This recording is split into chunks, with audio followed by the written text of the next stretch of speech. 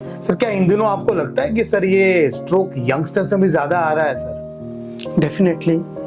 अभी जैसे मैं पहले ट्रीटमेंट करता था तो 60-70 साल की उम्र के केसेस ज़्यादा मिलते थे, पर लास्ट मंथ का ही मैं आपको डाटा बताऊं तो मैंने अगर 8 या 10 केस किए हैं, उनमें से 3 से 4 केस यंग एज के हैं, जिसमें 30 to 40 ईयर्स भी काफ़ी कॉमन है। तो बढ़ रहा है sir stroke in youngsters? Stroke बढ़ भी रहा है और स्ट्रोक डायग्नोस भी हो रहा है। पहले क्या होता था कि हम लोग चीज़ों को समय पर छोड़ देते थे। स्ट्रोक एक ऐसी बीमारी है जिसके अंदर समय बहुत महत्वपूर्ण है। लोग स्ट्रोक होता था पहचान ही नहीं पाते थे, और जब तक अस्पताल पहुंचते हैं तब तक उनका समय पूरा हो जाता है, वो ट्रीटमेंट नहीं ले पाते।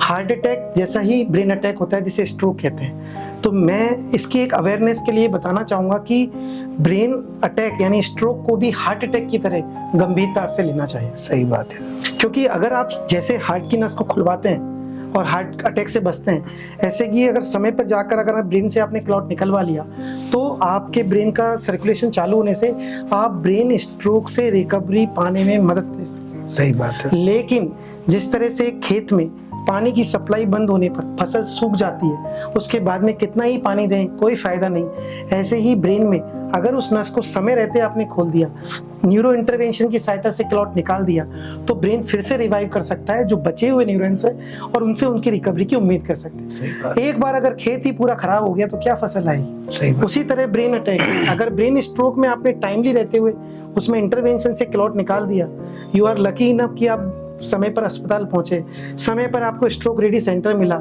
समय पे आपको न्यूरो इंटरवेंशनिस्ट मिला जिसने क्लॉट निकाल दिया, और टचवुड भगवान की कृपा से उस न्यूरो इंटरवेंशनिस्ट के हाथों से वो क्लॉट निकल भी गया, तो आपकी रिकवरी की उम्मीद कर सकते हैं। अदरवाइज अगर कुछ नहीं करेंगे तो नुकसान ही नुकसान।